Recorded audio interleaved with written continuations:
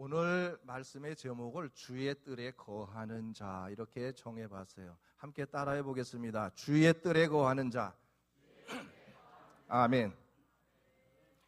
제가 대전에서 목회할 때 같은 지역 내의 한 영문에서 부흥회를 해서 제가 참석을 했던 일이 있는데, 그때 그 오셨던 강사님이 그런 말씀을 하신 것이 기억이 납니다.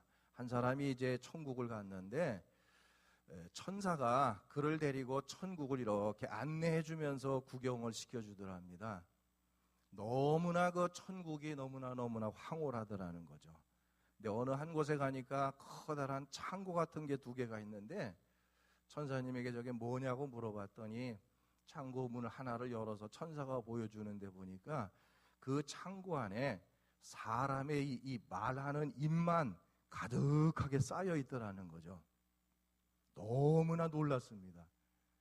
그 옆에 있는 창고문을 여니까 거기에는 사람들의 발만 가득하게 쌓여 있더라는 거죠. 이분이 너무 놀래가지고 이게 도대체 어떻게 된 겁니까? 저게 다 누구의 것입니까? 라고 물어보니까 천사가 안타까운 표정을 지으면서 이렇게 말을 하더라는 거죠. 여기에 있는 입들은 세상에 있을 때 그냥 말로만 예수 믿는다고 입만 가지고 예수 믿었던 사람들, 그 입만 천국에 온 거고, 요쪽에 있는 발들은 형식적이고 습관적으로 그냥 예배당 마당만 밟고 왔다 갔다 한 사람들, 아무런 구원의 감격이나 기쁨이나 감사가 없이 그저 의무적으로 왔다 갔다 했던 사람들, 그 발만 천국에 왔다고 그렇게 이야기를 하더라는 겁니다. 다시 말해서 입으로만 예수 믿은 사람들, 또 발로만 예배당 왔다 갔다 한 사람들, 이런 사람들에게 어쩌면 경각심을 느끼게 해주는, 시사해주는 바가 매우 큰 그런 이야기라고 할 수 있습니다. 자, 오늘 우리가 함께 읽은 65편 본문 가운데 4절의 말씀을 보게 되면 우리가 주목하게 되는 한 말씀이 나오는데, 여기 보니까 주의 뜰에 거하는 자가 복이 있다라고 이렇게 말합니다. 자, 여기에서 말하는 이 주의 뜰에 거하는 자들, 과연 주의 뜰에 거하는 자가 어떤 사람일까? 오늘 이제 이 말씀을 나누려고 하는데, 먼저 하나님께서는 이와 같이 주의 뜰에 거하는 자들에게 넘치는 그리고 풍성한 복을 주시겠다라고 먼저 약속을 하고 계십니다. 오늘 본문의 그 내용들이 구체적으로 말씀되어지고 있는데, 9절에 보면 땅을 권고하사 물을 대어 심히 윤택하게 하신다고 했고, 10절에서는 단비로 부드럽게 하셔서 그 싹에 복을 주신다고 했고, 13절에서는 초장 양떼로 옷 입고 골짜기는 곡식으로 덮였다. 바로 이와 같이 풍성한 복을 주신다라는 것을 먼저 약속하고 있습니다. 즉 주의 뜰에 거하는 자에게 이와 같은 복을 주신다는 거예요. 저는 소망합니다. 우리 사랑하는 천안영문의 모든 성도들이 입만 가지고 믿는 게 아니고 마당만 밟고 왔다 갔다 하는 사람들이 아니라 주의 뜰에 거하는 자가 되어져서 하나님이 약속해 주고 계시는 이 풍성한 복을 넘치도록 받게 되기를 주의 이름으로 축복합니다. 축복합니다. 자, 여기 보면 땅을 권고하사 물을 대어 심히 윤택게 하신다라는 말, 여기에 큰 의미가 담겨 있어요. 다시 말해서 지금 땅의 상태는 척박한 상태라는 거예요. 그런데 그 땅을 하나님이 축복하시니까 그 땅에 물을 대고 늦은 비 이른 비를 주셔서 그 땅을 기름지고 윤택한 땅으로 만들어 주신다는 거예요. 그래서 거기에서 많은 곡식을 거둘 수 있게 하시고 많은 가축들을 기를 수 있는 그런 복을 주신다는 겁니다. 자, 이 말을 조금 바꿔보면 그렇습니다. 내가 처하여 있는 상황은 마치 척박한 땅과 같은 그런 환경과 상황, 그런 여건 속에 내가 처하여 있습니다. 그런데 내가 주의 뜰에 거하는 자가 되기만 하면 하나님이 척박한 땅과 같은 그 땅, 내 환경을 바꾸어 주셔서 내 환경 가운데 물을 대어 주시고 필요할 때에 기름진 것, 영양분을 공급하셔서 그 땅을 기름진 땅으로 윤택하게 만들어 주신다. 여러분의 환경과 상황을 기름진 것으로, 윤택한 것으로 바꾸어 주신다는, 말씀이라는 것을 믿게 되기를 주의 이름으로 축원합니다. 그러니 주의 뜰에 거하는 자가 되는 게 얼마나 큰 복이냐 그 말이에요. 주의 뜰에 거하는 자가 되기만 하면 지금 내가 처하여 있는 상황이 척박하고 환경이 어렵다고 할지라도 하나님이 그곳에 물을 대어 주시고 적당한 비를 주시고 적당한 햇빛을 주시고 바람을 주셔서 그 땅을 기름지고 윤택한 땅으로 만들어서 그 땅에서 많은 곡식을 거둘 수 있게 하신다는 거예요. 우리 천안영문의 모든 성도들 이 복을 받기를 축복합니다. 할렐루야. 내가 열심히 농사지어서 하는 게 아니라 하나님의 손길이 움직이니까 환경도 상황도 다 바꾸어 주셔서 기름지고 윤택한 것으로 만들어 주신다는 거예요. 그렇다면 이처럼 주의 뜰에 거하는 자가 복이 있는 자인데, 그러면 주의 뜰에 거하는 자라고 하는 것은 과연 어떤 사람을 말하는 것이고 어떻게 사는 것이 주의 뜰에 거하는 자가 될 수 있는가? 오늘 우리는 분명히 이 말씀에 대한 이해가 있어야 될 줄로 믿습니다. 분명히 성전 마당만 밟고 왔다 갔다 한다거나 입으로만 말로만 예수 믿는 것은 주의 뜰에 거하는 자가 아닐 거예요. 그렇죠? 여러분들도 분명히 그 사실은 믿으시죠? 성전 뜰만 왔다 갔다 하는 자가 아니라 입으로만 예수를 믿는 주여 주여 하는 자가 아니라 그런 사람들은 결코 주의 뜰에 거하는 자가 될 수 없다라는 걸 이미 우리는 알고 있습니다. 그러면 주의 뜰에 거하는 자가 누구일까? 본문에 나타나 있는 이 주의 뜰, 바로 시온산에 있는 성전을 가리키는 말씀으로 신약적인 의미는 교회를 상징하고 있음을 믿으시기를 주의 이름으로 축원합니다. 그리고 그 뜰에 거한다는 것은 단순히 그 안에 머물러 있다, 뜰을 밟고 왔다 갔다 한다는 것을 의미하는 말씀이 아니라는 거예요. 이 말씀에는 조금 어려운 용어를 제가 하나 쓰겠습니다. 하나님과 긴밀한 교제의 관계를 맺는, 즉 관계의 상태를 맺고 있는 사람을 주의 뜰에 거하는 자라고 말한다. 자, 관계의 상태라는 말 조금 어려운 용어입니다. 사실 저는 이 말의 의미를 알고 있으면서도 여러분들에게 설명을 하려고 할 때 참 이게 설명이 쉽지가 않더라고요. 관계적 상태라는 게. 그런데 하나님께서 이번 주 중에 저에게 은혜를 주셔서 지난번 백가산 세미나에 참석을 했을 때 거기에 강사로 오셨던 그 나사렛 대학교의 김명학 교수님이 관계적 상태, 목회 상담학 안에서의 관계적 상태를 설명하시면서 내가 그동안에 부담으로 느끼고 있었던 이 용어에 대한 설명을 아주 명쾌하게 해주시는 바람에 제가 얼마나 큰 은혜를 받았는지 몰라요. 관계적 상태라는 말이 뭘 의미하는 거냐?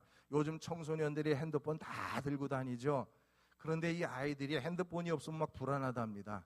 그리고 이 핸드폰 이게 잠시라도 안 보면 안 된다는, 계속 핸드폰과 무언가를 하고 있어야 되는 거예요. 이게 관계적 상태라는 거예요. 다시 말하면 하나님과의 관계적 상태가 뭐냐? 나는 하나님이 없으면 안 된다는 거예요. 나는 하나님이 없으면 안 됩니다. 오직 나는 하나님만을 바라보고 내가 하나님 안에 있을 때 즐겁고, 우리 청소년들이 핸드폰 할 때 막 즐거운 것처럼 내가 하나님 안에 있을 때 즐겁고, 그리고 하나님만이 나의 유일한 소망이 되시고 나는 오직 하나님만을 바라봅니다. 이게 바로 하나님과의 관계적 상태라는 거예요. 바로 이런 하나님과의 관계적 상태가 되어 있는 자들을 가리켜서 주의 뜰에 거하는 자다라고 말하는 것을 믿으시기를 주의 이름으로 축복합니다. 그러므로 저는 여러분 모두가 하나님과의 긴밀한 관계를 맺는 관계적 상태를 잘 유지하고 나가는, 하나님과 늘 교제를 나눌 수 있는 그런 성도들 되시기를 주의 이름으로 축원합니다.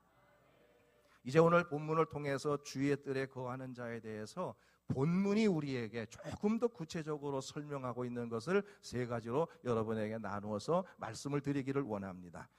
본문에서 말씀하고 있는 주의 뜰에 거하는 자, 어떤 의미를 가질까? 세 가지로 말씀드리겠는데, 첫 번째 따라합시다. 구원받은 것을, 다시 구원받은 것을.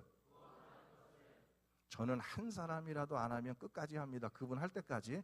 구원받은 것을 감사하고 감격하여 찬송하는 사람들. 할렐루야. 구원받은 것에 대해서 감사하고 그 감격 때문에 하나님을 찬양하는 사람들을 바로 주의 뜰에 거하는 자라고 말한다는 사실을 믿게 되기를 축원합니다. 자, 1절 말씀에 보면 하나님이여 찬송이 시온에서 주를 기다리오며 라고 말하고 있어요. 여기에 찬송이 시온에서 주를 기다린다라고 하는 말씀의 의미는 뭐냐면 시편 기자가 지금 하나님께로부터 받은 은혜가 너무나 크고 너무나 감사해서 이 마음 속에서 지금 막 찬양을, 하나님 앞에 찬양을 드리고 싶은 마음이 막 끓어오르는 거예요. 이거를 억제할 수가 없다는 거예요. 막 구원의 은혜가 너무나 크고 그 은혜가 너무나 감격스러워서 이 마음을 억제할 수가 없는 마음의 상태를 가리키고 있는 말씀이라는 것을 믿으시기를 바라요. 나와 같은 죄인이, 나와 같이 못나고 부족한 사람이 하나님의 은혜를 입고 구원받고 하나님의 백성이 되고 그 은혜 가운데 살아갈 수 있다는 사실을 생각하니까 찬송하지 않고서는 견딜 수가 없는 거예요. 내 마음속에서 막 찬송이 막 끓어오르는 거예요. 찬송 작사가인 존 뉴턴, 그는 원래 노예 매매상이었죠. 노예를 팔고 사는 일을 했던 사람인데 그가 예수님을 영접한 다음에 그 하나님의 은혜가 너무나 크고 귀한 것을 깨닫고 그는 그렇게 고백했습니다. 나 같은 죄인 살리신 주 은혜가 놀라워. 이것이 이제 가사로 해서 만들어진 찬송이 통일 찬송가, 우리가 잘 부르는 찬송가 나 같은 죄인 살리신 그 찬송이에요. 나 같은 죄인 살리신 주 은혜 놀라워. 이게 어디 가서 설교하면 이럴 때 반주자가 딱 해주던데. 우리 다시 한 번만 나 같은 죄인 한번 해봅시다.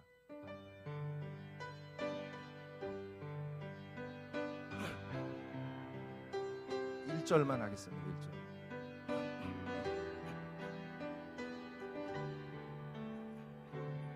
나 같은 죄인 살리신 나 같은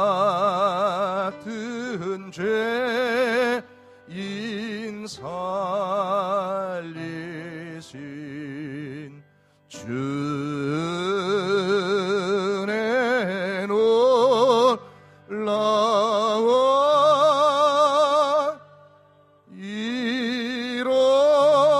이뤘던 생명 찾았고 광명으로 또 다시 한번 1절만 나 같은 죄인 나 같은 죄인 살리시 주 은혜 놀라워. 이뤘던 생명 찾았고 아멘. 광명으로 돋네. 아멘. 나 같은 죄인 살리신 그 은혜가 너무나 놀라워서 나와 같은 것이 구원받고 하나님의 백성이 되고 자녀가 돼서 오늘 이렇게 은혜의 삶을 살아갈 수 있게 하시는 하나님에게 너무나 은혜가 감사해서 내 마음속에 끓어오르는 찬송, 이거를 억제할 수가 없다는 거예요. 이게 지금 시편 기자의 고백인 줄로 믿으시기를 바라요. 그리고 이 시간 여러분들의 고백이 되어지기를 주의 이름으로 축복합니다. 저 자신도 그런 감사와 감격을 체험해 본 사람 중에 하나입니다. 1975년 9월에 어느 날 갑자기 고열이 일면서 의식을 잃었어요. 병원 중환자실에 들어가서 몇 날을 있었습니다. 의식을 되찾기까지 몇 날 동안을 저희 어머님이 하나님 앞에 매달려서 막내 아들 살려달라고 부르짖어 기도하셨어요. 어머니의 기도의 힘으로 의식을 되찾고 일반 병실로 올라왔을 때 마침 그 같은 병실에 있는 다른 환자를 문병하기 위해서 왔던 전도사님을 만나게 되고 그분과 대화를 나누는 중에 비로소 내게 일어난 모든 일들이 하나님의 섭리였음을 깨닫게 되었을 때 저는 하나님의 은혜가 너무나 감사했습니다.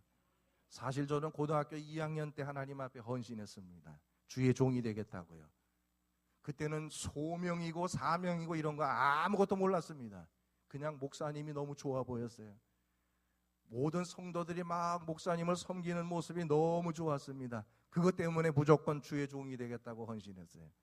그리고 나서는 학교를 졸업하면서 그러한 모든 사실들은 까맣게 잊어버리고 제멋대로 삶을 살았습니다. 내가 하나님 앞에 약속한 것 나는 잊어버렸는데 하나님은 기억하고 계셨어요.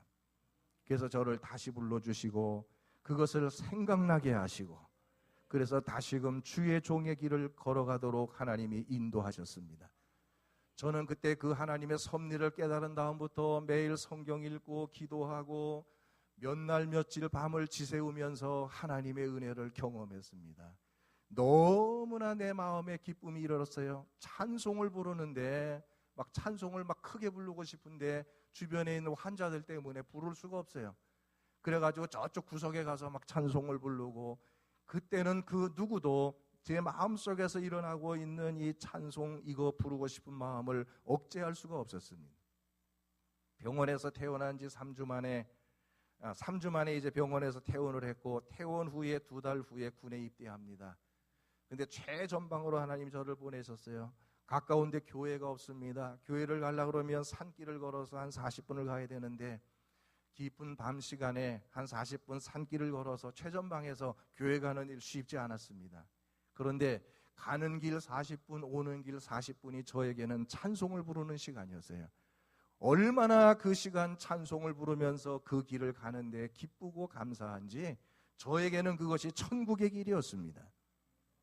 저는 그때 이미 찬송을 통해서 은혜를 받았고 찬송으로서 하나님을 영광 돌리기를 그때 마음으로 다짐했고 그래서 저는 어느 곳에 목회를 하던 성도들이 찬양을 통해서 은혜 받게 되기를 저는 강조하고 있어요. 저와 같은 경험을 좀 해보라는 거예요. 찬양으로 하나님께 영광을 돌리는 그 시간, 오고 가는 80분 동안의 그 시간이 얼마나 기쁘고 즐거웠던지 천국의 길이었습니다. 오직 하나님의 은혜를 깨달은 자들만이 부를 수 있는 감격의 그런 기쁨의 감격이지요. 오늘 이 시간 여러분들에게 이런 감격이 있기를 축복합니다. 여러분들의 찬송 가운데 이런 감격이 있기를 축원합니다. 우리가 구원받은 것 너무나 감사해서 나같이 모자라고 부족한 것을 들어서 귀한 하늘의 직분을 맡겨주신 게 너무나 감사해서 그 은혜가 너무나 고마워서 내가 하나님을 찬양하지 않고서는 견딜 수 없는 마음이 여러분들에게 끓어오르게 되기를 이 시간 주의 이름으로 축복합니다. 바로 이런 구원의 감격을 가지고 부르는 찬양 가운데 능력이 임하는 줄로 믿으시기를 축원합니다. 역사가 일어나게 될 줄로 믿으시기를 바랍니다. 하나님이 그 찬양을 기뻐 받으시는 줄로 믿으시기를 바라요.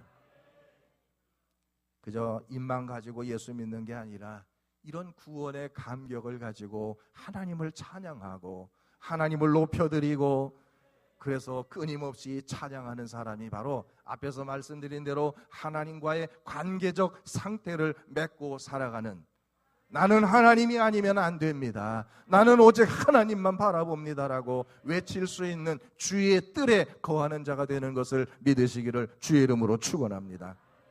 우리 모든 천한 영문의 성도들이 이런 믿음의 성도들이 되기를 주의 이름으로 축복합니다. 두 번째, 주의 뜰에 거하는 자는 따라합시다. 기도하는 사람을 말한다. 할렐루야.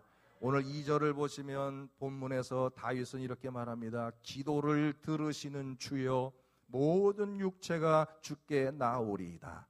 자, 여기서 지금 다윗이 하나님을 가리켜서 뭐라고 말합니까? 나의 기도를 들으시는 주여. 그래서 나의 기도를 들으시는 하나님, 이런 표현이에요. 다윗이 하나님을 가리켜서 나의 기도를 들으시는 분이라고 고백할 수 있는 것은 다윗이 먼저 기도의 사람으로서 기도를 통해서 하나님께 응답의 체험을 가지고 있었기 때문에 그는 나의 기도를 들으시는 주여라고 고백할 수 있었다는 사실을 여러분 이 한 시간 깨닫게 되기를 바랍니다.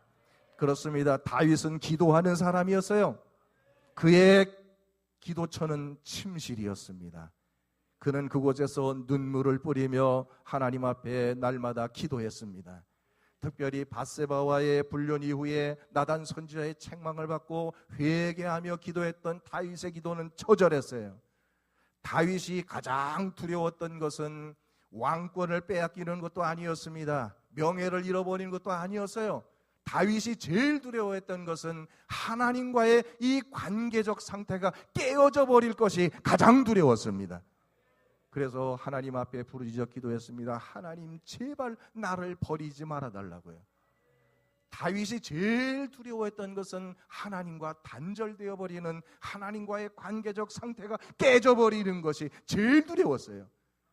하나님과의 관계가 단절되는 것은 곧 죽음을 상징하는 것이기 때문에 다윗은 그것이 두려웠습니다.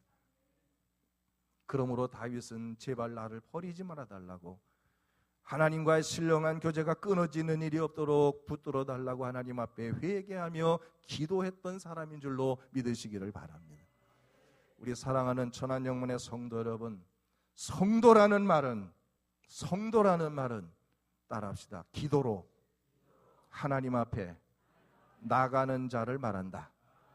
할렐루야. 성도라고 하는 것은 날마다 하나님과의 관계적 상태를 맺고 기도로 하나님 앞에 가까이 나가는 자들을 가리키는 말씀이라는 것을 여러분 깨닫게 되기를 바랍니다. 그러므로 성도에게 있어서 기도가 없다면, 기도하지 않는 사람이라면 그를 가리켜서 성도라고 말할 수 없다는 거예요. 성경은 분명하게 우리에게 경고합니다.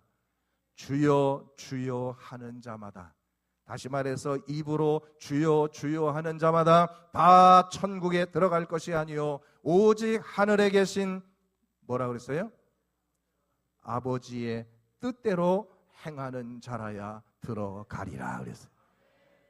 마당만 밟고 입만 가지고 예수 믿는 사람들이 주의 뜰에 거하는 자가 될 수 없다는 거예요.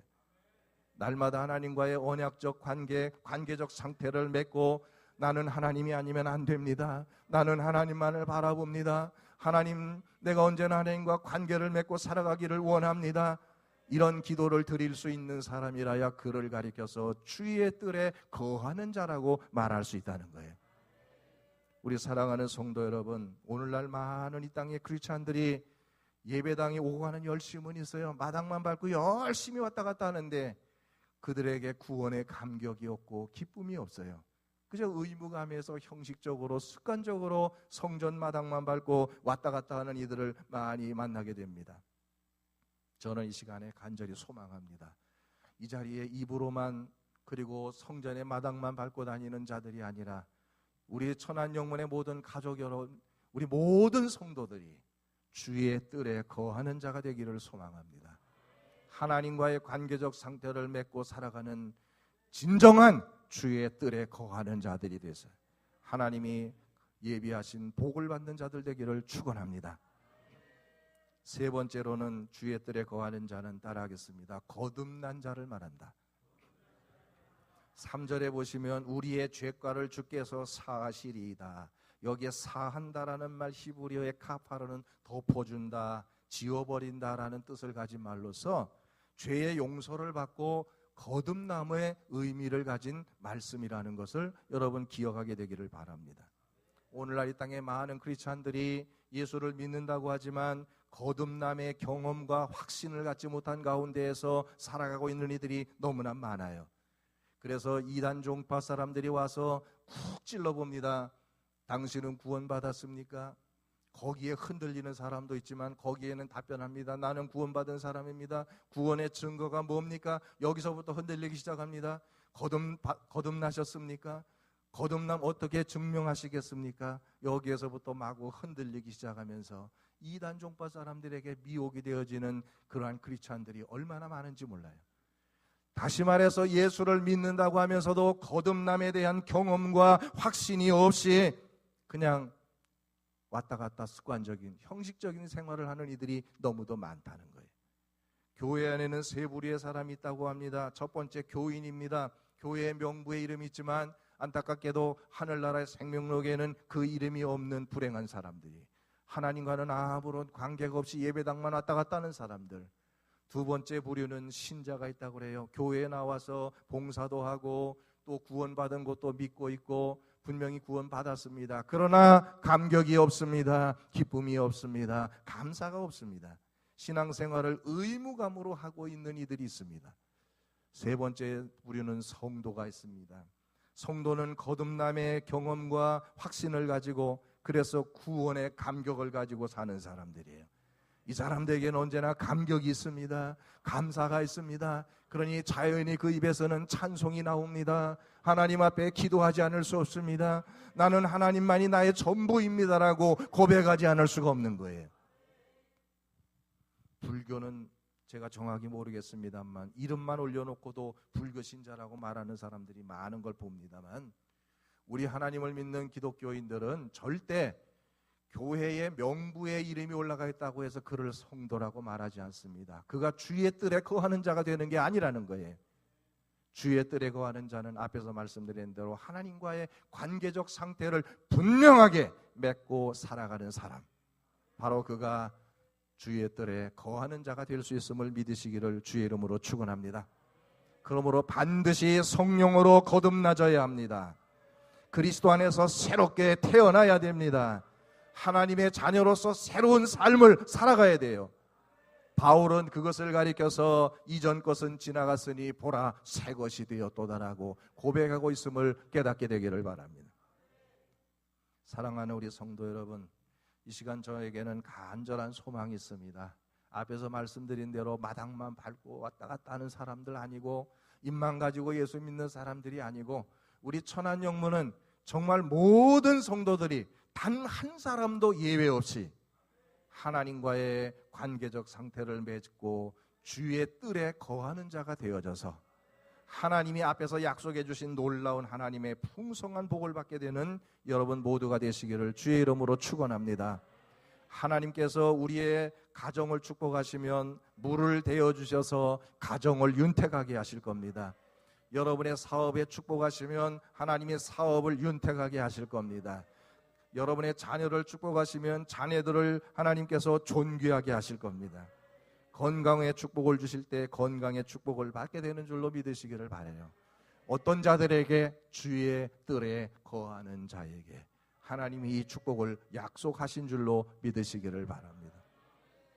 이 시간 간절히 소망하기는 우리 모든 천안영문의 성도들이 주의 뜰에 거하는 자가 되어져서 하나님의 풍성한 복을 받는 모든 성도들 될 수 있기를 주의 이름으로 축원합니다.